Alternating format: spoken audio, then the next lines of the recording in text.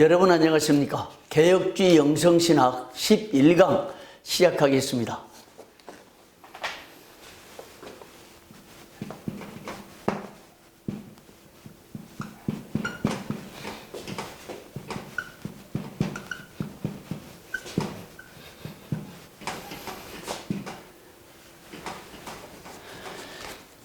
제가 시간마다 이렇게 개혁주의 영성신학을 쓰는 이유가 있습니다. 이 과목, 이 글쓰기. 지난번 수업 시간에 잠깐 얘기했죠?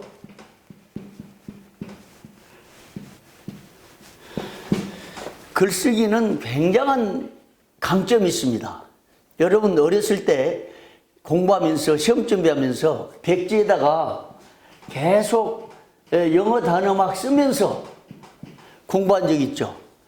저는 지금도 이 습관이 계속됩니다. 책을 읽을 때 줄을 치고 여백에다 적습니다. 여백에다 개혁, 영성, 그리고 여기서 1, 2, 3 쭉 적고 이런 식으로. 그래서 책을 아예 시커멓게 만들 정도로 계속 써가면서 공부를 지금도 하고 있습니다. 이 쓰는 것이 강점은 일단 쓰는 순간에 내 입술로 말하는 사이에 이 소리가 내 머릿속으로 들어와요. 그리고 글을 쓰면서 다시 한번 눈으로 보고 이 눈으로 보는 것이 머릿속으로 들어온 거야. 그리고 글을 쓰면서 다시 확인하는 거야.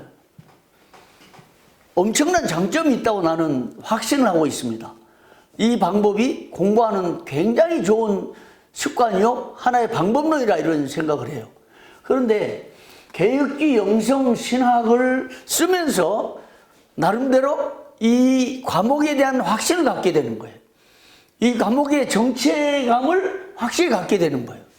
그래서 개혁주의 영성신학에 대한 사명을 불러일으키고 소명감을 갖게 되고 이 학문에 대한 책임감을 갖게 되고 이 과목에 대한 나름대로 소명의식을 갖게 되는 거예요. 그러기 때문에 매 시간마다 이 개혁주의 영성신학을 쓰는 겁니다. 더구나 너무나 졸전데 34권, 이 34권을 쓰면서 여러 사람들이 뭐 언론에서도 그렇고 출판사에도 그렇고 일반 많은 독자들이 저한테 저자라고 해요. 참 부끄러운 저자죠. 다만 글을 쓰면서 하나님의 특별한 은혜로 2010년 한국기독교출판문화상 신학부문 우수상을 지금 여러분들이 읽고 있는 영성의 거장을 만나다,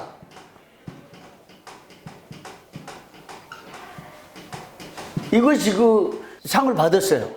그리고 책을 쓸 때마다 많은 사람들이 읽혀지고 또 이 책을 씀으로써 상당한 도움을 받았는데 제가 이런 얘기를 자신 있게 한 이유가 있습니다. 자, 이렇게 글을 썼어요. 글을 쓰면서 많은 도움을, 지난번에 얘기했죠? 글을 쓰는 순간에 가장 좋은 장점은 글을 쓰면서 자기 성찰이 돼. 자기를 돌아봅니다. 반성의 시간이. 그 다음에 확신의 시간입니다. 확신. 미래를 여는 창의적인 시간이에요. 그리고 새로운 그 주제에 맞춘 도전적인 시간. 도전. 그리고 하나님 나라를 문서를 통해서, 글을 통해서, 책을 통해서 확산시키겠다고 하는 나름대로 영적 소명감. 영적 소명. 이런 다양한 장점과 이점이 글을 쓸 때마다 생겨나요.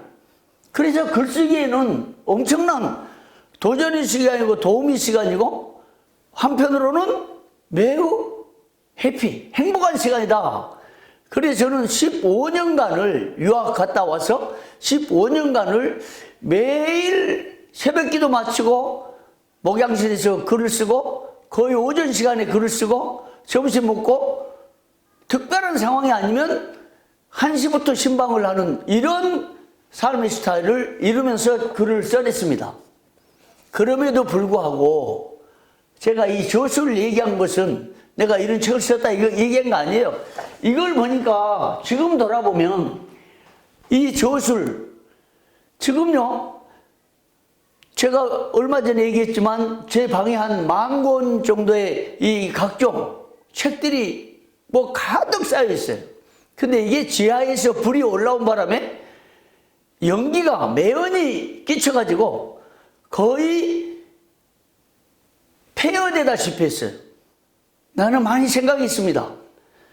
하나님 왜 이렇게 내가 모았던 이 수많은 책들, 1978년에 신학에 처음으로 입문했으니까 43년여 동안 한 권 한 권 모았던 책들이 거의 폐허되다시피 하나님이 이걸 두고 보셨는가? 나는 이 사건을 통해서 하나님이 나에게 하실 말씀이 너무나 많으셨구나 하는 걸 깨달았습니다. 그리고 내가 하나님께 물을 때 목양실에 들어가서 보면서 하나님 이게 웬일입니까? 내 인생이 그렇느니라. 내 인생이 쓰레기와 같다라는 그 필이 마음에 꽂혔어요. 결국 저는 이 사건을 통해서 이런 저술을 남겼지만 다 쓰레기와 같다는 생각을 하게 됐어요. 그 자체가 무가치하고 그건 아니에요. 그러나 내가 지금까지 살아오는 동안 그렇게 심혈을 기울여서 한 권 한 권 마치 애를 낳듯이 책을 써왔는데 내 책뿐만 아니라 그동안 모았던 영국에서 가져오고 1700년도 1800년도 된 책까지 다 가져왔어요. 헌책방에 다 덮어가지고 스펄전, 리필드, 갈빈, 조나단 에드워드, 오웬 등의 책을 가져왔는데 거의 폐허되다시피 한 걸 보면서 인생은 쓰레기요, 가장 가치 있는 것은 복음뿐이다, 최상의 가치는 십자가 외에는 아무것도 없다라는 이 놀라운 영적 교훈을 깨달았습니다. 그러므로 다만 강의 중에 이 글쓰기에 교훈을 얻기 위해서 이거 얘기하는 거지 추워도 내가 이런 업적을 이루었다 이것 생각 없어요. 여러분 인생이 그렇습니다. 지금이라도 여러분은 하루빨리 십자가 외에는 인생에 참 가치가 없다는 것, 복음 외에는 참 가치가 없다는 것을 빨리 깨닫는 것이 사는 길이에요. 하나님이 나에게 무슨 말씀하실까? 결국 나는 그 진리를 깨달았어요. 바울은 40이 넘어서 십자가 외에 모든 것을 다 배설물로 가져했잖아요. 나는 10년 뒤 50이 돼서 십자가 외에 모든 것이 배설물이다. 내가 썼던 책들 다 배설물이다, 쓰레기다. 이 인식을 하게 되고 십자가의 신학을 십자가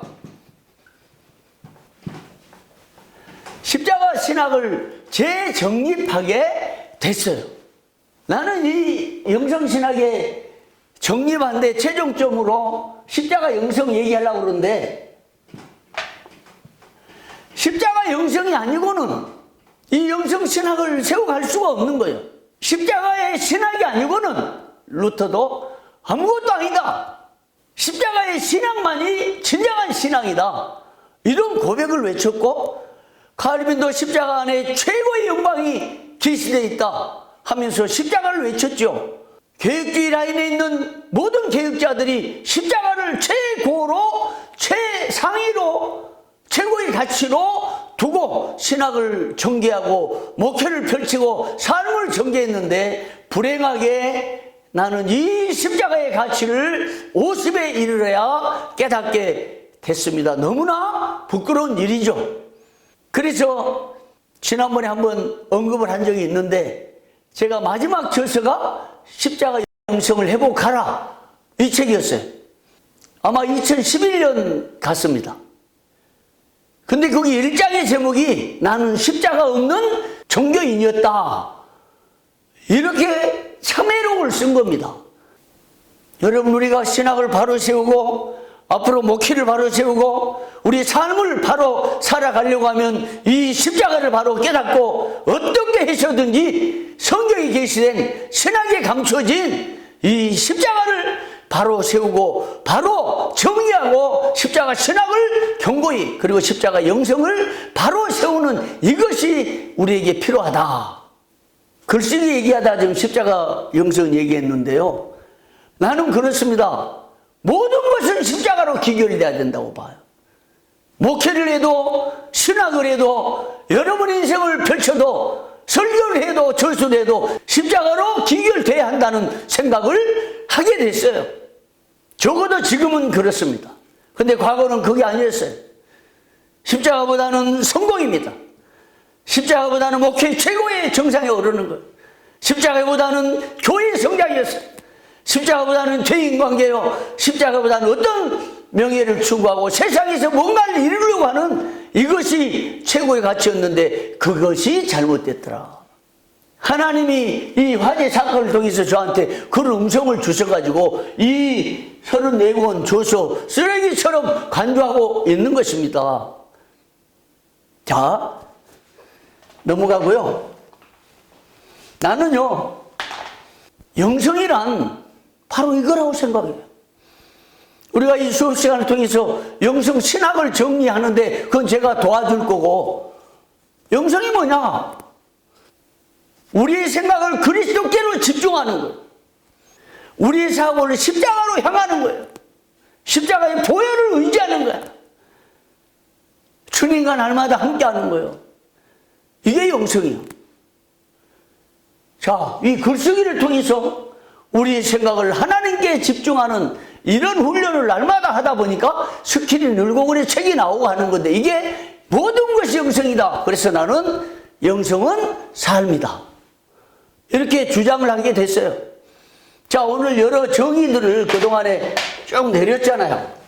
이 정의들을 평가하고 종합하는 시간입니다. 그동안에 토마스 머튼까지 10명 같습니다. 한 10명의 학자들이 영성을 정의한 그 정의를 통해서 이제 평가를 해보려고 그래요.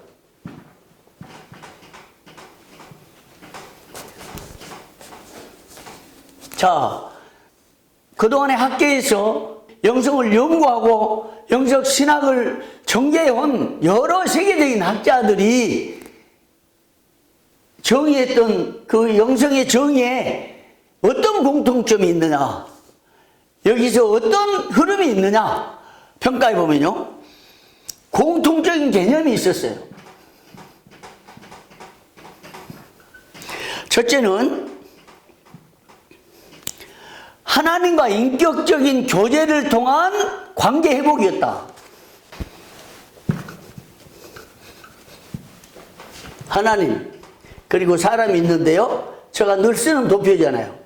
인격적인 교제를 통한 인격적 교제, 그래서 관계 회복.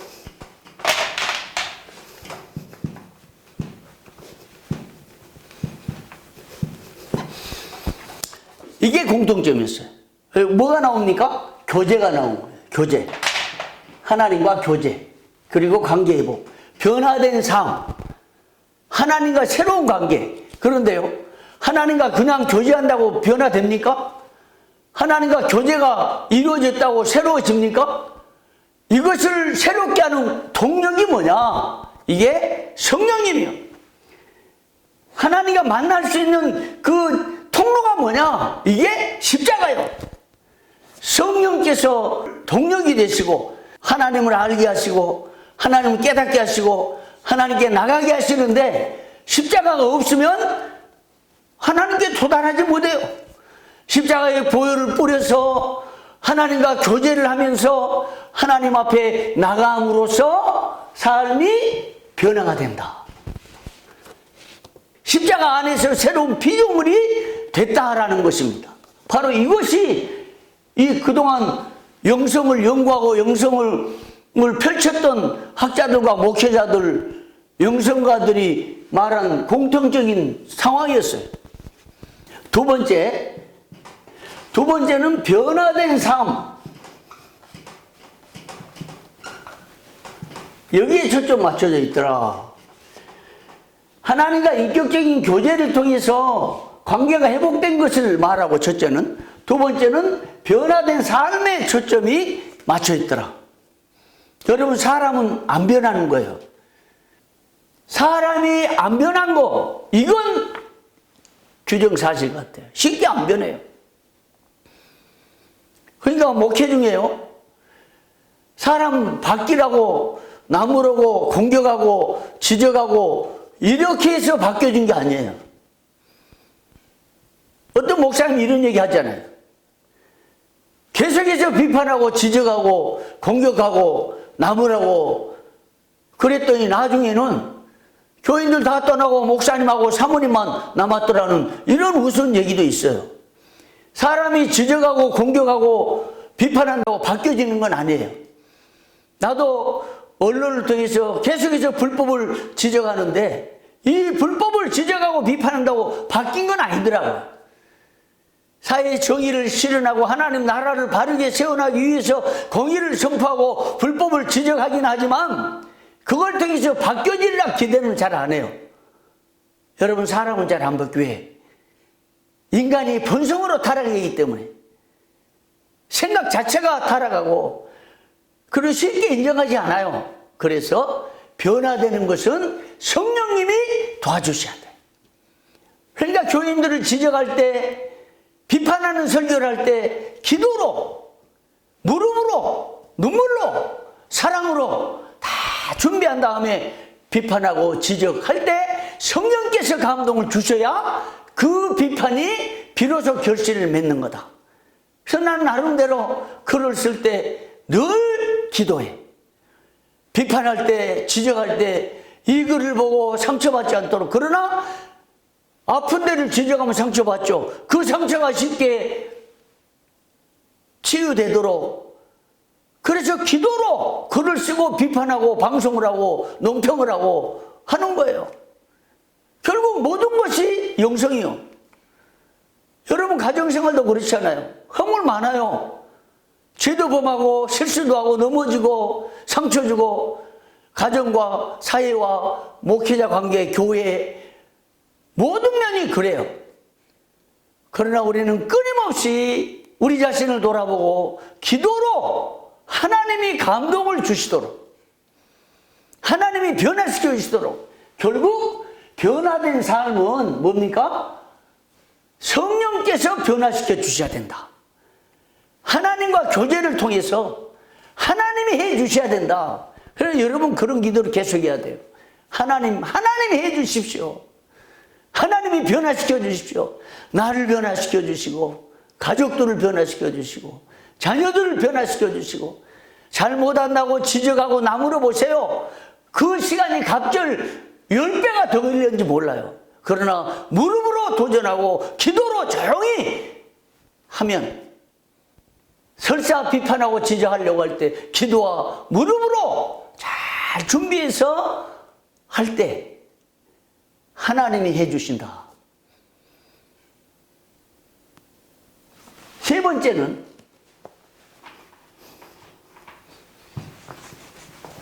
하나님과의 만남이요. 하나님과 만남.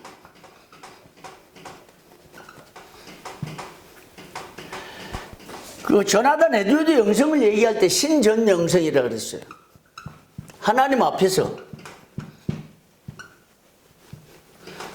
그리고 존 오웬의 영성은 친교 영성. 그래서 존 오웬은 이 친교에 대해서, 하나님과 교제에 대해서 그 비문에다가 쓸 정도였어요.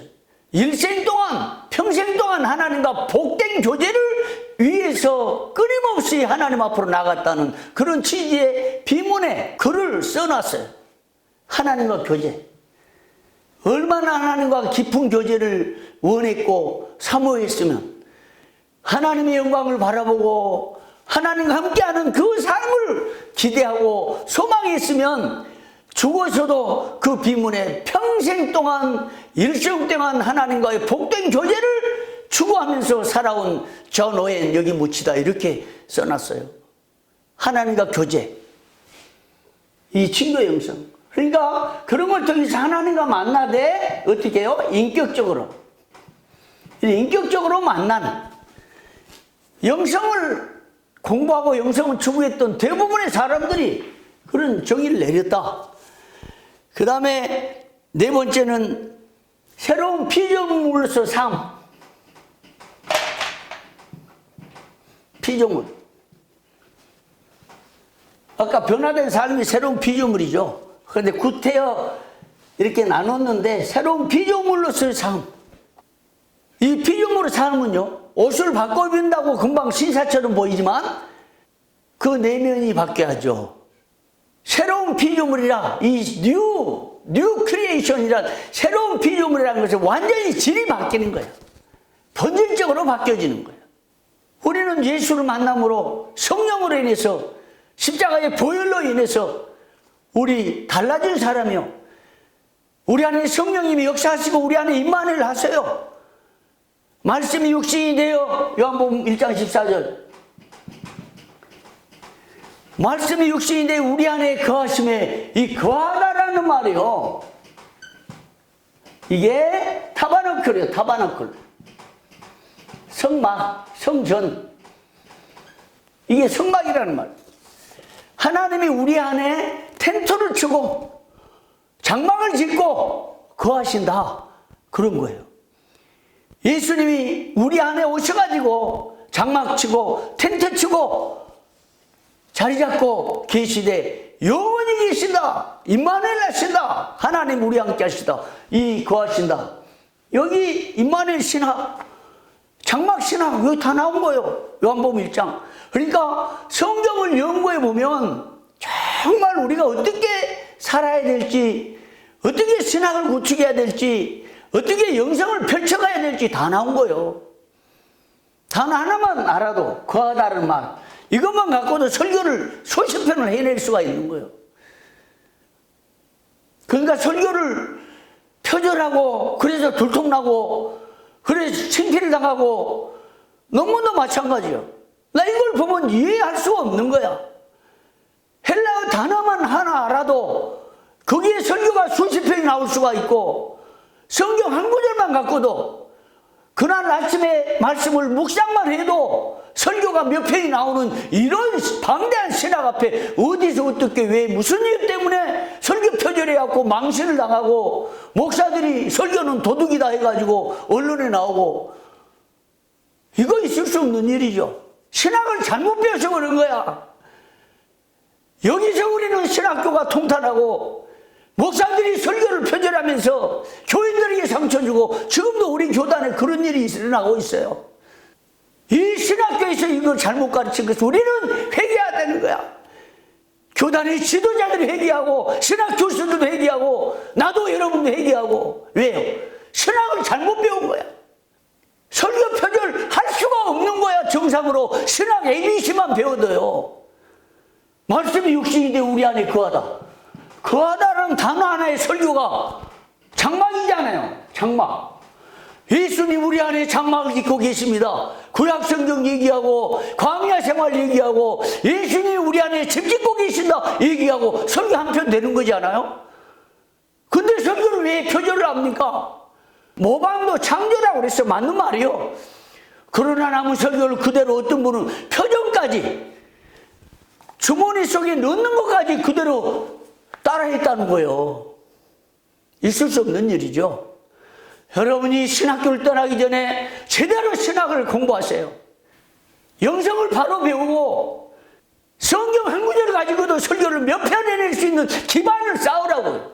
그래야 설교가 되고 목회가 되고 세상을 변화시키지. 남이 해놓은 설교 갖다 쓰고 남이 해놓은 논문 갖다 그대로 베끼고 인용도 없이 이래가지고 세상을 어떻게 변화시키겠냐고. 이런 영성 가지고 어떻게 교단을 끌고 어떻게 교회를 끌고 세상을 뒤바뀌겠냐고요. 신학 바로 해야 됩니다. 지금 여러분들이 3년 학교 떠나기 전에 눈이 반짝반짝 해야 되는데 이 과목을 지금 누가 관리 감독 잘 안 하잖아요. 자기 스스로 결단하고 이 과목 설교 듣고 그렇게 자발적으로 공부를 해도 부족한 거예요. 자, 봅시다. 이런 차원에서 네 가지 얘기했죠. 여기 정리해보면요. 1번 다시 정리합시다. 1번 하나님과 교제를 통한 관계 회복. 그 다음에 변화된 삶. 그 다음에 하나님과 만남. 4번 피조물. 이 정도로. 그래서 전체 종합해 보니까 교제예요. 교제가 핵심이에요. 하나님과 교제. 여러분 이 글을 쓸 때 이게 이 칠판 강의한다고 저희 딸이 이걸 저한테 선물로 보냈어요. 이걸 안 닫았더니 이발성이 날아가가지고 이렇게 쓰고 났는데 없어지잖아요. 여러분, 목회자가 설교를 하는데 머릿속에서 가슴 속에서 나온 것이 없이 설교가 이렇게 희미하게 쓰여지고 설교가 이렇게 어설프게 돼갖고 교인들이 은혜를 받겠느냐고 이게 이렇게 희미해가지고 이게 되겠습니까? 모든 것이 영적 교훈이야 보면은. 여러분 이것이 영성은 삶이다. 삶 전체 하나님 우리에게 들려준 교훈 다 있어요. 날마다 하나님 앞에 하나님 나에게 무엇을 원하십니까? 하나님 내가 어떻게 살아야겠습니까? 어떻게 신학을 준비해야 되겠습니까? 이런 마음으로 여러분 지금 각 과목 열심히 하세요. 이 영성신학 수업 들어와서 영상 보고 은혜 받고 도전 받고 깨닫고 회개하고 새로 다짐하고 그래 열심히 공부하고 이 과목 외울 필요 없어요. 여러분 마음에 새겨야 돼. 여러분 심장에 하나님과 교제를 깊이 꽂아야 되고 십자가를 깊이 새겨야 되고 보혈을 뿌리고 그리고 나가서 여러분의 주어진 학문 각 과목 열심히 외우고 시험 치르고 해서 신학 공부 마치세요. 모르겠어요. 영상 강의를 하다 보니까 이 수업을 들은지 안 들은지 모르잖아요 지금. 솔직히 안 그렇습니까? 그냥 요거 틀어놓고 들었다 흉내만 냈는지도 모르겠어요. 그러나 우리 개혁신학은요, 우리가 어떻게 준비하느냐에 따라서 그 결과는 확연히 달라져요. 모든 것은 하나님이 판단하시고 하나님이 이끌어 주신 겁니다. 나는 그래서 전에 내가 경험해 보니까 그거 1점 더 맞으려고 옆에서 끼어대가지고 컨닝도 하고 이렇게 해서 잘 맞아도 뭐가 열리는 게 아니야. 하나님이 해 주셔야 돼요. 그러니까 나는 자유롭게 그냥 들으십시오. 그냥 지켜보는 거예요. 자, 이런 가운데 경계해야 될 게 있어요. 신비주의 관점, 이게 제일 경계해야 되는 거예요. 신비주의. 경계해야 될 게 뭐냐? 경계할 것은 신비주의. 이 신비주의 영성, 이게 종교개혁자들이 제일 경계해가지고 용어를 바꿔버렸어요. 영성이라는 말을 쓰지도 않았어요. 당시에 캐톨릭의 그 피해 때문에. 그 당시에 영성이 얼마나 개발됐는데 12세기까지 영성이 예수님 이후에 초대교회부터 시작해서 11세기경까지 영성이 뛰어나게 개발되어 왔어요. 12세기에 이르러서 캐톨릭 영성이 신비주의로 나가면서 13세기에 신비주의를 반대하고 그 다음에 경건으로 용어를 바꿨어요. 당시 문주의자들이 지난번에 우리 초기에 공부했지만 인문주의자들, 당시의 신경건주의, 이 모든 학자들과 저술가들과 목회자들과 평신도들까지 성경으로 돌아가자. 경건으로 하나님 닮아가자. 경건. 이런 운동이 펼쳐졌어요. 신경건주의 운동이라 그것보다. 그 인본주의 학자들 당대의 세계적인 거장들이 우리가 어렸을 때 중학교 때 뭐 우신해찬 지은 에라스무스 뭐 들었잖아요.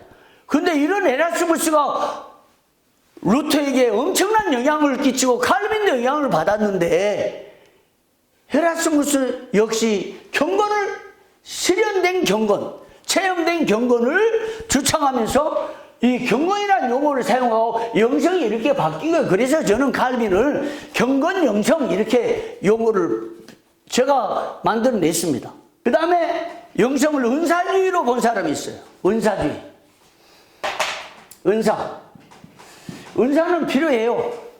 그러나 영성을 은사주의, 영성이 깊은 사람 뭐 은사하고 방언하고 신유 그리고 환상 그리고 천국에 가는 거 쓰러지는 거 영성을 그렇게 가르치다가 교회를 개척하면서 영성운동 한 데를 찾아가 봤어요. 막 기도해요. 안수한다고 뭐 임파테이션 받는다고 성령의 그 강림, 성령이 임하는 것을 전수를 받겠다고 안수받고 근데 거기서 막 쓰러지더라고. 나도 가서 받아봤는데 안 쓰러져 나는. 이게 가짜 같기도 하고 진짜 같기도 하고 근데 역사적으로 개혁주의 라인에 선 거장들을 보니까 그런 뭐 쓰러짐 조나단 에드워드 때 강력한 성령의 역사에서 그런 현상이 나타나서 그걸 비판하는 사람도 있어요. 그러나 그 외에 모든 신학이 철저히 칼빈주의적이고 개혁주의 라인에 서 있기 때문에 그건 묻힌 거죠. 문제는 개혁주의 라인에 서 있는 사람들이 그렇게 우리 학생이 어느 전사님이 질문했더라고. 칼빈 당시에 개혁주의 라인에 서 있는 사람들이 방언을 어떻게 했습니까? 방언했다는 얘기는 못 들어봤어요. 성경에 방언이 있어요. 그러나 그것은 하나님이 주신 특별한 은사니까 이 방언을 통해서 교회에 덕을 세우고 방언이 터져 나올 수 있겠죠. 그 방언이 터져 나오면 혼자 있을 때 조용히 기도해서 하나님과 교통해라. 성경이 있으니까. 이걸 공개적으로 해가지고 못하는 사람들에 대해서 우월감을 가지고 이래서는 안 된다 이거죠. 그리고 진보주의적 관점 3번 사회 진보주의. 그래서 아까 새로운 관계라는 것이 하나님과 관계고 세상과 새로운 관계라는 이것을 너무 지나치게 강조해서 사회 변혁의 영성이라 이렇게 추구하는데 이것은 해방신학적 관점에서 받아들일 수 없는 거죠. 그 다음에 우리가 정말 경계해야 할 범신론적 관점. 뉴에이지 사상, 범신론. 아까 신비주의, 은사주의, 그 다음에 사회 진보적인 관점, 그 다음에 범신론. 다음 시간에 이거 바꿔야겠어요. 모든 것이 이다. 전혀 이 범신론 사상에 대해서 앞으로 기회가 있을지 모르겠는데 모든 것이 신이다. 이 사상의 배경은요, 거대한 우리 시대의 사상은 포스트 모더니티라고 탈현대주의 여기에 있습니다. 그럼 모든 것이 개성 중심이야. 자기 주장대로 전통적인 윤리가 무너졌습니다. 나중에는 하나님에 대한 신간도 붕괴될 거예요. 그래서 모든 것이 신이다 이렇게 얘기한 거예요. 과학적으로 검증된 것만 믿는다 이거 아니에요. 규범 없습니다. 부모 윤리 사라졌어요. 가정 붕괴돼 갑니다. 성윤리 붕괴돼 가요. 이런 상황에서 파생된 게 범신론적 모든 것이 신이라는 엄청난 뇌지 사상이 침투해 있잖아요. 드라마, 음악, 연극, 영화 등 심지어 이게 이제 찬양까지 뛰어들어왔잖아요. 경계해야 돼요. 이 범신론의 바탕이 되어 있는 것을 우리가 철저히 비판할 수 있어야 되죠. 영성에 대해서 이렇게 정의를 보고 평가하고 최종적인 단어 하나는 하나님과 교제예요. 하나님과 교제가 영성의 출발선이다. 영성의 출발선은 하나님과 교제에 있다. 이 부분은 다음 시간에 계속 이어가겠습니다. 다음 시간에 다시 만나겠습니다. 감사합니다.